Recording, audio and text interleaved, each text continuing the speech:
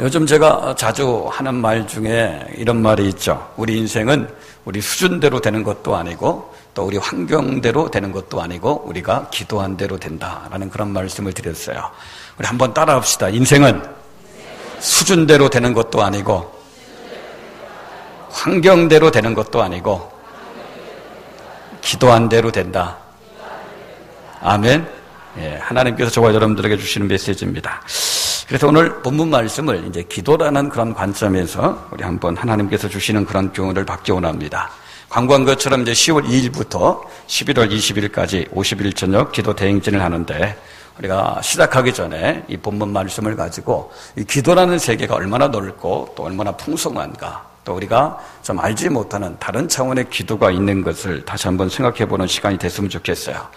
우리가 일반적으로 기도 그러면 주로 어떤 기도를 생각합니까? 이제 입술로 하는 기도 생각하죠. 두 눈을 감고 이제 두 손도 이렇게 모으고 무릎을 꿇고 머리를 숙이고 하는 그런 기도를 생각합니다. 전통 기도죠. 이런 전통 기도도 아주 귀한 그런 기도죠. 근데 성경에 보면 그런 기도만 있는 게 아니라 좀 차원이 다른 그런 기도도 있습니다. 굳이 이름을 붙이자면 행동으로 하는 기도다. 그렇게 이름을 붙일 수 있어요. 말의 기도가 아니라 삶의 기도라고 이야기할 수 있고 입술로 하는 기도가 아니라 행동으로 하는 그런 기도다. 그렇게 우리가 이름을 붙일 수 있습니다. 오늘 이 본문에서 룻이 보여진 기도가 바로 그런 기도입니다. 그럼 룻기 보면 실제로 룻이 기도하는 그런 장면은 룻기에 나오지 않습니다. 두 눈을 감고 두 손을 모으고 무릎을 꿇고 머리를 숙이고 그렇게 기도하는 모습은 이 룻기서에 등장하지 않습니다. 시어머니가 신앙교육 시킬 때 아마 이 며느리한테 유대인들이 기도하는 그런 어떤 기도의 모습으로 기도해야 된다라는 그런 신앙교육은 시키지 않았던 것 같아요. 그래서 그런 모습은 나오지 않아요. 그렇다고 이 룻이 기도와 무관한 사람이다. 기도와 상관없는 그런 삶을 산 여자다. 그렇게 이야기할 수는 없습니다. 왜냐하면 룻은 분명히 기도의 사람입니다. 그것도 깊은 기도의 사람입니다. 룻이 한 그 기도를 이름을 붙인다면 위에서 말씀한 것처럼 행동의 기도, 행동으로 드린 기도, 그 기도를 한 사람이 룻입니다. 여러분들 기도가 뭡니까? 기도는 다른 게 아니라 하나님을 내 삶에 초청하는 거죠. 하나님을 내 삶에 초청하는 거예요.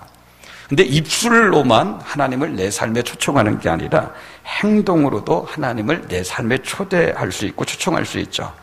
하나님께서는 실제로 룻이 행동으로 기도해서 하나님을 그의 삶에 초청했을 때 그런 룻의 기도를 기쁘게 받으시고 룻의 삶에 간섭하시고 개입하시는 그런 어떤 놀라운 응답을 우리가 룻기서를 보게 되어집니다.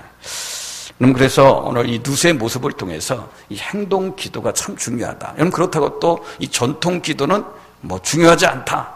전통 기도를 무시하라 그런 말이 아니에요. 오늘 설교를 듣고 난 앞으로 전통 기도는 안 하고 행동 기도만 할 거야 그러시면 안 돼요. 전통 기도에도 힘 쓰셔야 돼요.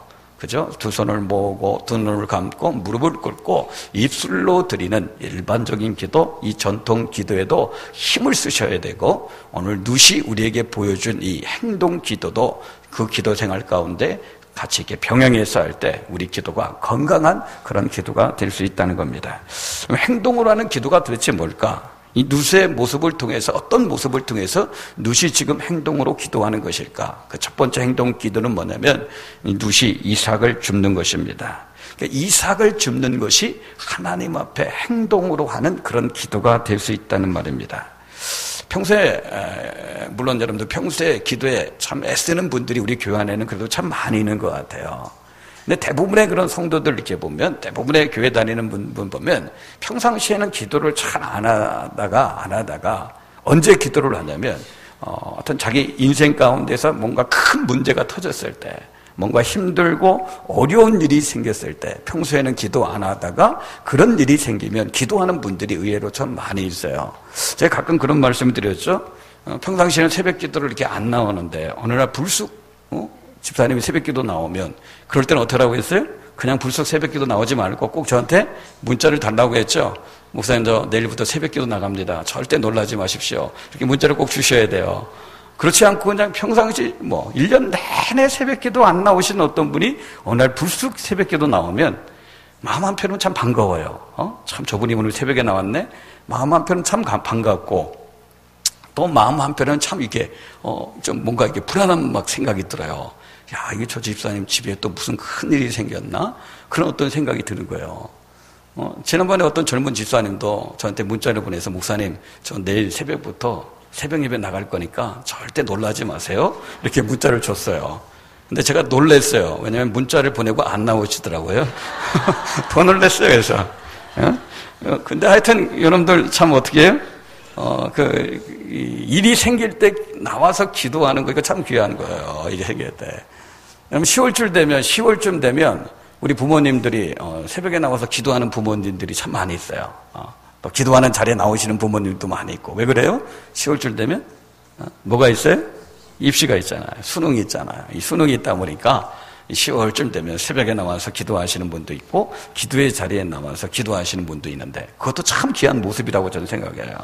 우리 집사님 중에 어떤 분은 그래요. 자녀가 고3 딱 올라가자마자 그때부터 새벽 기도를 하시더라고요. 부부가 새벽 기도를 하시는데 그 자녀가 대학을 가고 진학했는데도 불구하고 지금도 끝까지 새벽 기도의 자리를 지키는 그런 부부도 있는데 참 그런 모습이 올 때 참 귀한 겁니다.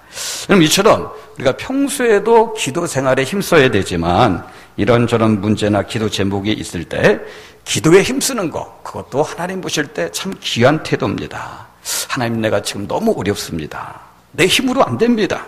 지난번에는 어떻게 내 힘으로 간신히 그 문제를 내가 해결해 봤지만 이번에는 정말 내 힘과 내 능력으로 도대체 해결할 그런 방법이 안 보입니다. 하나님 좀 도와주십시오. 하나님 좀 나와 함께 하셔서 이 문제를 좀 해결할 수 있도록 하나님 좀 역사해 주십시오. 그렇게 기도하는 거 하나님 보실 때 아주 귀한 태도예요. 행동으로 기도하는 것도 마찬가지예요. 우리가 해결할 수 없는 어떤 일을 만나게 됐을 때 그냥 넋놓고 그냥 주저앉아 있는 게 아니라 내가 할 수 있는 일을 찾아서 하는 거, 그게 바로 뭐예요? 행동으로 기도하는 것입니다. 예를 들면 이런 거예요. 우리 인생 앞에 거대한 산이 무너져 버린 겁니다. 마치 북한산과 같은 그 산이 우리 인생 앞에 탁 이렇게 무너져 내려서 우리 인생을 가로막고 있는 거예요. 그럼 그럴 때 어떻게 해야 됩니까? 야, 내 힘으로 어떻게 이 산을 치울 수 있을까? 내 힘으로 어떻게 이런 산을 옮길 수 있을까? 이건 못해. 하고 어떻게 그냥 널브러져 앉아있으면, 주저앉아있으면 그건 행동으로 기도하는 게 아니죠. 그럴 때 행동으로 기도한다는 게 뭐예요? 우리 인생 앞에 이 진짜 거대한 산이 무너져서 우리 인생을 가로막고 있을 때 그때 행동으로 기도하는 사람은 삽을 드는 사람이죠. 그럼 그 삽으로 어떻게 산을 옮길 수 있느냐? 옮길 수 없을 수도 있어요. 그 거대한 산을 어떻게 삽으로 옮길 수 있겠습니까? 그렇다 할지라도 그 거대한 산 앞에 낙심하고 절망하고 주저앉아 있는 게 아니라 삽을 드는 거예요. 그래서 어떻게 한 삽씩 푸는 겁니다. 그게 뭡니까? 그게 바로 행동으로 기도하고 있는 것입니다. 오늘 여러분들 누세의 모습을 한번 보세요. 지금 뭐 하고 있습니까? 이삭을 지금 줍고 있어요.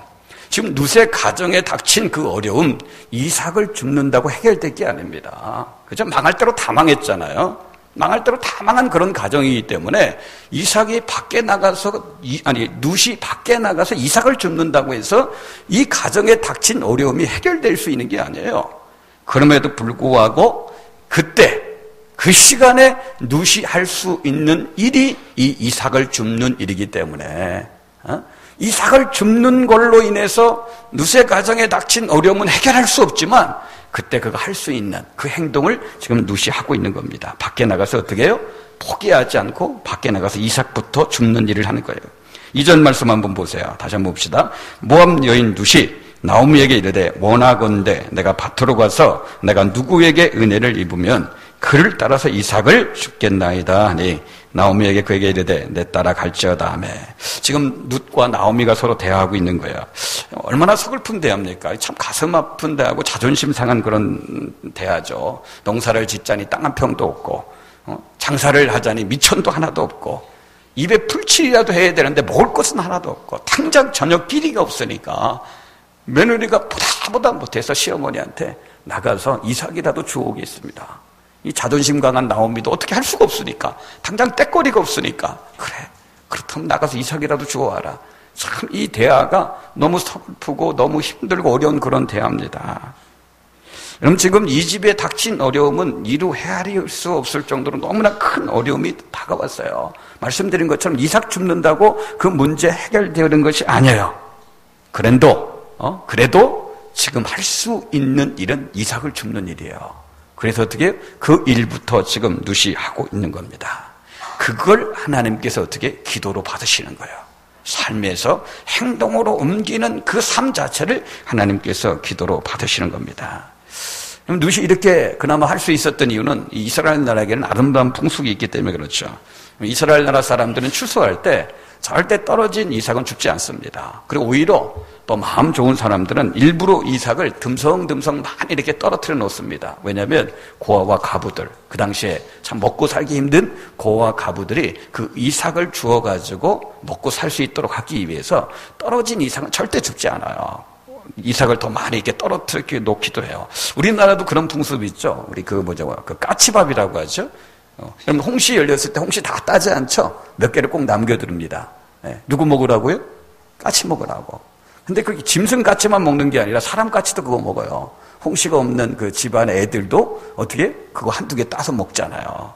우리나라가 그런 풍습이 있는 것처럼, 그죠? 짐승 까치만이 아니라 사람 까치 먹으라고 어떻게 까치 밥을 남겨두는 것처럼 이스라엘 나라도 그런 풍습이 있는 겁니다. 이삭을 떨어뜨려 놓고 그 이삭을 절대 줍지 않는 거예요. 가난한 사람들이 가서 주워오더라고. 그러니까 지금 룻은 어떻게 해요? 그 이삭을 줍기 위해서 다른 사람의 밭에 이제 들어가는 거예요. 어떻게 보면 참 자존심 상한 일이에요. 부끄러운 일일 수도 있고 수치스러운 일일 수 있어요.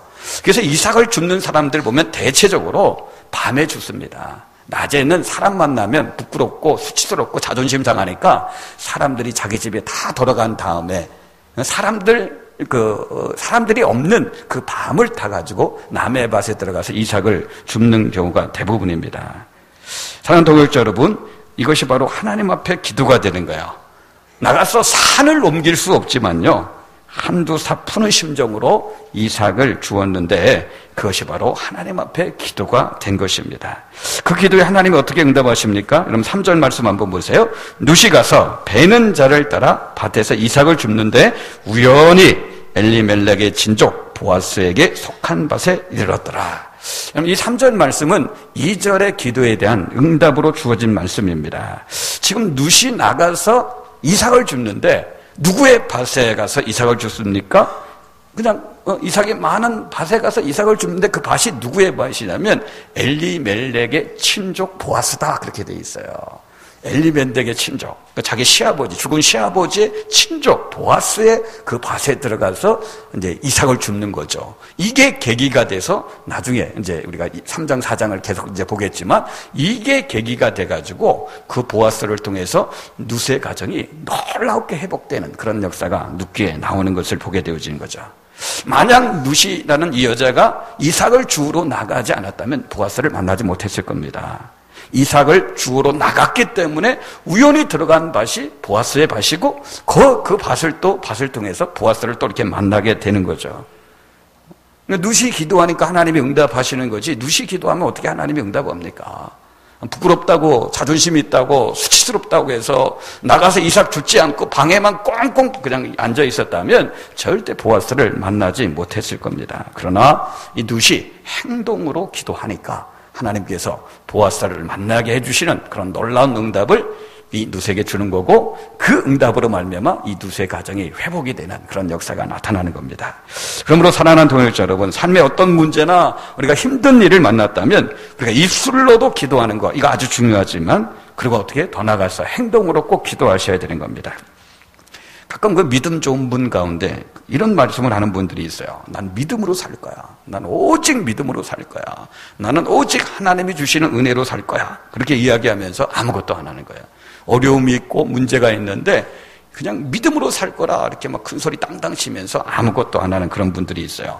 어떻게 보면, 언뜻 보면 그게 굉장한 믿음이 있는 것처럼 보일지 모르지만, 야, 저 사람 참 전적으로 하나님만 바라는구나, 전적으로 하나님만 의지하는구나, 그렇게 보일 수 있을지 모르지만 성경 읽어보면 믿음을 그런 식으로 가르치지 않습니다. 정말 성경에서 가르치는 믿음은 어떤 믿음이냐? 내가 정말 하나님을 전적으로 믿는다면 내가 할 수 있는 일을 찾아서 해야 되는 거예요. 그게 바로 하나님을 전적으로 믿는 믿음의 사람의 특징이에요. 우리 흔히 그런 말 듣죠. 하늘은 스스로 돕는 자를 돕는다. 그런 말 듣죠. 이 말이 무슨 뜻입니까? 우리 식으로 풀어 해석한다면 하나님이 응답하시는 사람은 누구냐? 자기 힘으로 산은 옮길 수 없을지 모르지만 그래도 삽을 들고 한 삽씩 두 삽씩 푸는 사람, 그런 사람에게 하나님께서 응답해 주시겠다. 그렇게 말씀하시는 겁니다. 그 말이 그 말입니다. 오늘 저와 여러분들 가운데 하나님의 도움이 간절하게 필요한 그런 분들이 있다면 입술로도 하나님 앞에 기도해야 되지만 더 중요한 것은 우리가 삽을 드셔야 돼요. 그리고 어떻게 해요? 우리 인생 가운데 가로막힌 거대한 그 산, 어떻게 해요? 한 삽씩 푸는 그런 행동이 저와 여러분들 가운데 필요한 겁니다. 그럴 때 하나님께서는요, 내가 해결할 수 없는 놀라운 그런 응답을 저와 여러분들에게 주신다. 그렇게 약속을 하신 겁니다. 그래서 이삭을 줍는 거, 이게 행동 기도입니다. 두 번째는요, 자, 이삭을 주었는데요, 남들이 볼 때 그거 갖고 뭐 할 수 있겠느냐 그렇게 생각할지 모르지만 내가 할 수 있는 일, 이삭을 줍는 일부터 하는 거, 이게 기도였는데 두 번째는 거기에 수식어 하나가 더 붙습니다. 이삭을 줍는데 그냥 줍는 게 아니라 어떻게 주어야 되느냐, 최선을 다해서 주어야 됩니다. 여러분들 비록 작은 일이지만요, 이삭을 줍더라도 최선을 다해서 주어야 되는 거예요. 기도도요, 보면요, 가볍게 하는 기도가 있고 정말 간절하게 하는 기도가 있죠. 그냥 기도하지 않고 정말 식음을 전폐하고 금식하면서 간절하게 하는 기도가 뭐라고 했어요? 간이 저리게 하는 기도다 라는 말씀이었죠. 그죠? 간이 저리게 간절하게 하는 그런 기도가 있죠. 하나님 정말 이번에는 도와주셔야 됩니다. 기필코 이번에는 하나님 꼭 간섭해서 도와주셔야 됩니다. 정말 간절하게 하는 기도, 그런 기도가 있죠. 예? 근데 여러분들 입술의 기도만 그런 게 아니라 행동의 기도도 마찬가지야. 그럼 누수의 기도를 한번 보세요. 5절 보면 보아스가 베는 자들을 건드린 사안에게 이르되 이는 누구의 소녀냐니. 그러니까 못 보던 그 소녀가 자기 밭에 와서 이삭을 주니까 보아스가 자기 사안들에게 묻는 거지. 저 소녀가 누구냐? 이렇게 물어봐요. 그랬더니 6절에 보면 베는 자를 거느린 사안이 대답하여 이르되 이는 나오미와 함께 모압 지방에서 돌아온 모압 소녀인데, 예, 저 소녀는 나오미와 함께 모압 지방에서 온 누시라는 소녀입니다. 며느리 누시입니다. 이렇게 이야기합니다.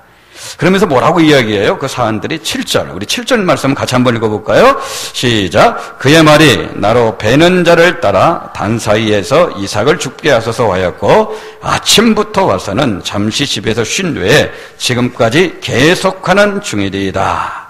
위에서 잠깐 말씀드렸죠. 이삭을 죽을 때 주로 언제 죽는다고 했습니까?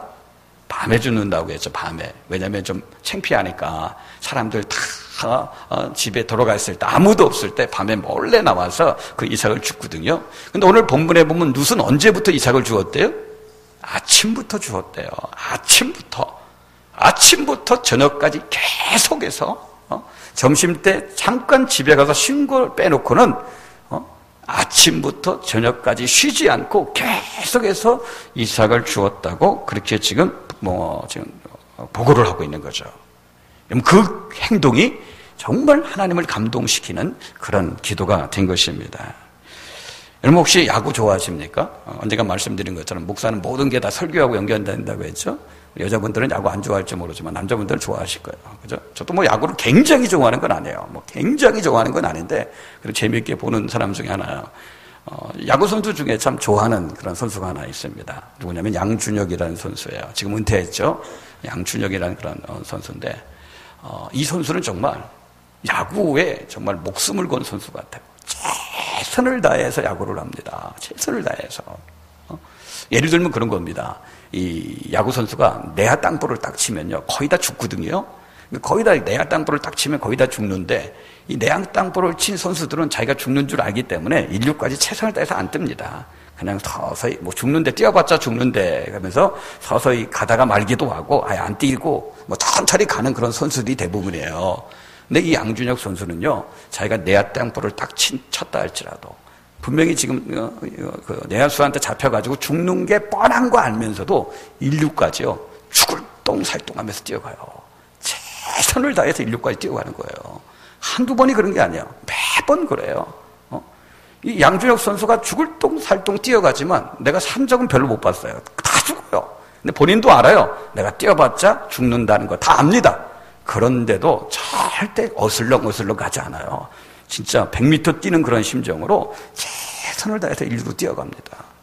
이 선수가 이제 은퇴할 때 인터뷰를 하는데 뭐라고 얘기하냐면 나는 사람들한테 뭐 안타도 많이 치고 홈런도 많이 치는 그런 화려한 선수로 기억되기보다도 인류까지 최선을 다해 달려가는 그런 선수로 기억되고 싶다. 그런 얘기를 하더라고요.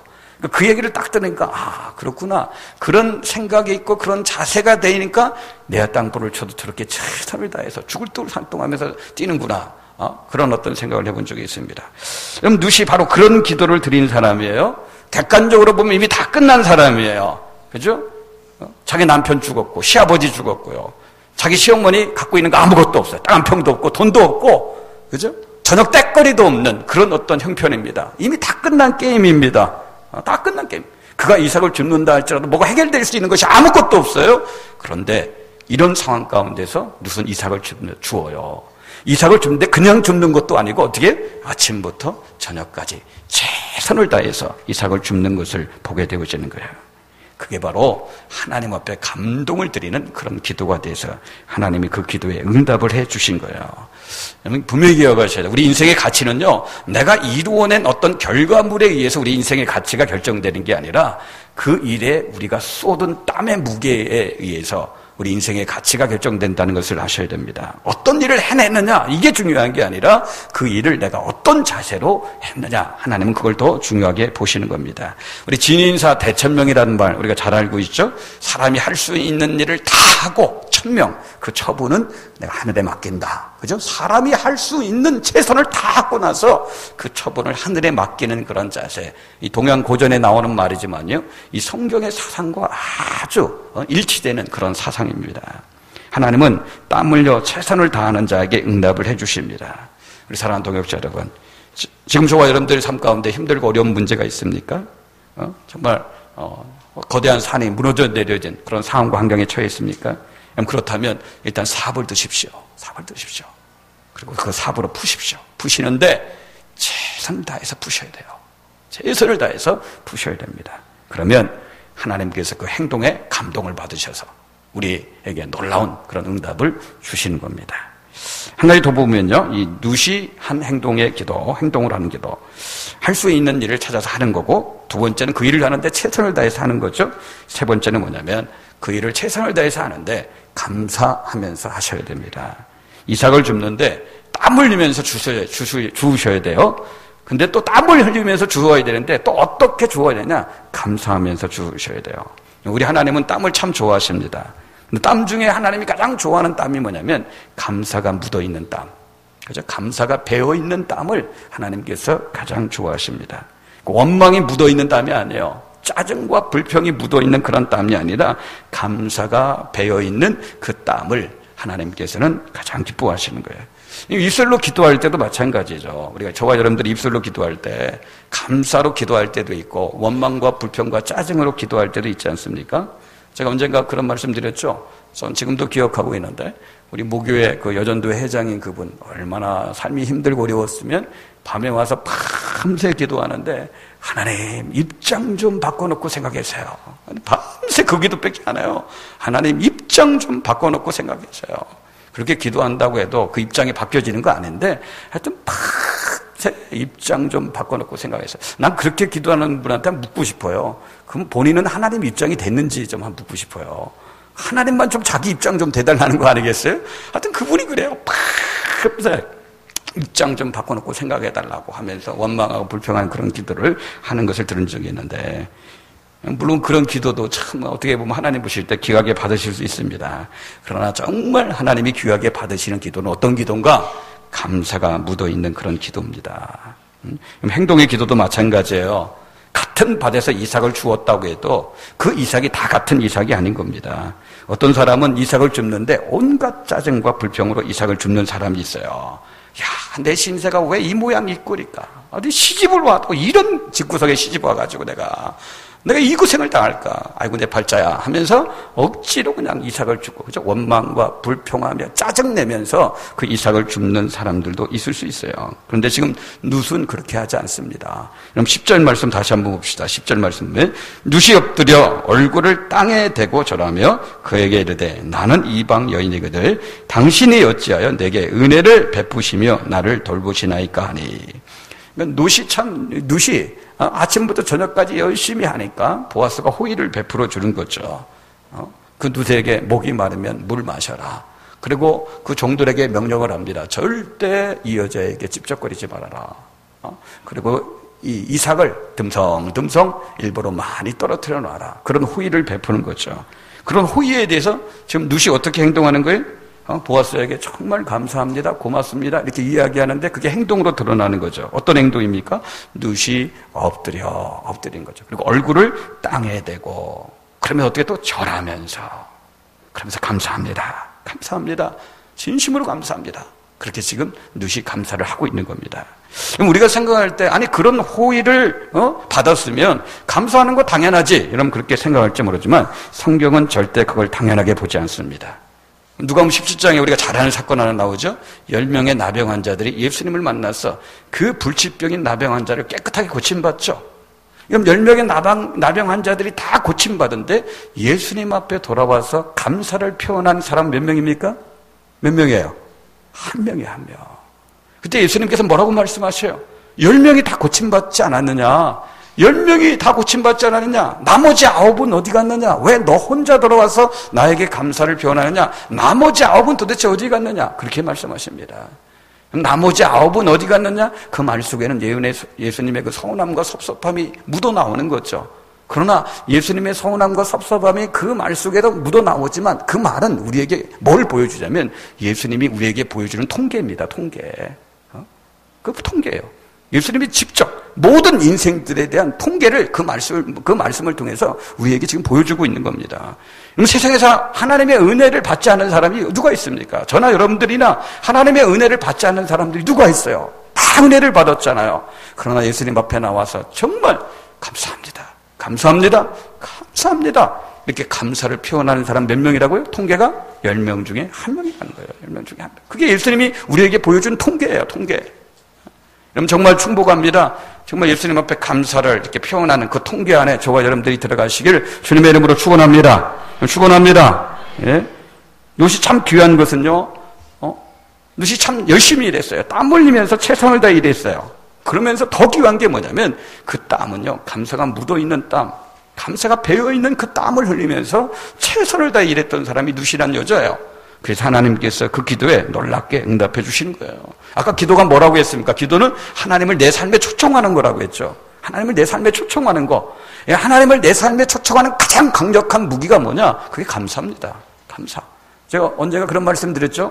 하나님의 모든 축복은 항상 감사의 문을 통해 들어오고 원망과 불평의 문을 통해서 나간다고 했어요. 그죠? 하나님의 모든 축복은 감사의 문을 통해서 들어옵니다. 그리고 원망과 불평의 문을 통해서 나가는 거예요. 하나님의 축복을 많이 받고 오래 누리려면 어떻게 돼요? 감사의 문이 크셔야 되는 거고 원망과 불평의 문은 작아야 되는 거예요. 근데 이게 거꾸로가 되면요, 감사의 문은 작고 원망과 불평의 문은 커버리면 그나마 겨우 들어왔던 하나님의 축복이 그냥 빠져나가는 겁니다. 그냥 빠져나가는 겁니다. 여러분 우리가 기도할 때 하나님 입장 좀 바꿔놓고 생각해 주세요. 그런 기도가 아니라 하나님 감사합니다. 하나님 감사합니다. 그럼 그렇게 기도할 때 하나님의 귀가 활짝 열리는 거예요. 10명 중에 9명은 원망과 불평과 짜증으로 기도하고 감사할 줄도 모르는 그런 상태에서 기도하는데 한 명이 하나님 앞에 나와서 하나님 감사합니다. 진심으로 감사합니다. 정말 감사합니다. 그렇게 기도할 때 하나님의 응답의 귀가 활짝 열리게 되어져 있는 겁니다. 감사한 일이 있을 때만 감사하는 거, 이건 누구든지 다 알 수 있죠. 그게 아니라 때론 힘들고 어렵고 억울한 일을 당할 때도 합력해서 선을 이루시는, 그죠? 그 하나님인 것을 믿고 감사로 나간다면 이때 드리는 기도가 가장 강력한 기도가 되어지는 겁니다. 하나님은 땀을 좋아하십니다. 땀을 흘리는 사람들을 좋아하십니다. 그런데 땀 중에 어떤 땀이요? 감사가 묻어나는 땀, 감사가 배어있는 그런 땀을 하나님께서 기뻐하시고 그 땀이 하나님 앞에 올려지는 가장 강력한 기도가 되는 것입니다. 축복합니다. 감사의 사람들이 되시길 주의 이름으로 축원합니다. 축원합니다. 그래서 우리의 삶이 하나님 앞에 기도가 되는, 가장 강력한 기도가 되는 그런 말씀을 했습니다. 바울은 저와 여러분들을 향해서 쉬지 말고 기도하라, 그렇게 권면을 하죠. 우리가 어떻게 쉬지 않고 기도할 수 있습니까? 우리가 어떻게 24시간 내내 두 눈을 감고 두 손을 모으고 무릎을 꿇고 머리를 숙이고 기도하는 이 삶, 우리가 어떻게 24시간 내내 그런 기도의 삶을 살 수 있습니까? 그러나 누세의 기도를 배우면 쉬지 않고 기도하는 삶이 가능한 거예요. 눈을 감고 무릎을 꿇고 기도할 때는, 그죠? 눈을 감고 무릎을 꿇을 때는 우리 입술로 하나님 앞에 기도하는 거고, 눈을 뜨고 무릎을 펴고 일어날 때는 눕과 같이 행동으로 기도하는 그런 삶을 살아가는 거죠. 교회 와서는 입술로 하나님 앞에 기도하고, 일터에 가서는, 삶의 현장에 가서는 이제 행동으로 기도하는 것. 내가 할 수 있는 일을 찾아서 하기 시작하는 것. 그리고 그 일을 하는데 땀을 흘리면서 최선을 다하면서 그 일을 하는 것. 그리고 어떻게 해요? 그 땀이 어떻게 감사가 묻어있고 감사가 배어있는 그런 땀을 흘리면서 내가 행동하는 것. 그게 이제 하나님 앞에 행동으로 드려지는 기도가 되는 거죠. 입술의 기도와 행동의 기도가 우리의 삶의 길 속에서 이어질 때 저와 여러분들은 어떻게 쉬지 않고 기도하는 그런 삶을 살아가는 거고, 그런 기도가 풍성한 만큼 하나님의 놀라운 응답, 정말 초자연적인 그런 응답도 풍성하게 누리는 그런 삶을 살게 되어지는 겁니다. 여러분 축복합니다. 입술의 기도와 행동의 기도가 정말 우리의 삶에 잘 이렇게 원활하게 잘 이렇게 이루어짐으로 말미암아 쉬지 않고 기도해서 그 응답도 풍성하게 받아 누리는 저와 여러분들 되시길 주님의 이름으로 축복합니다. 기도하겠습니다.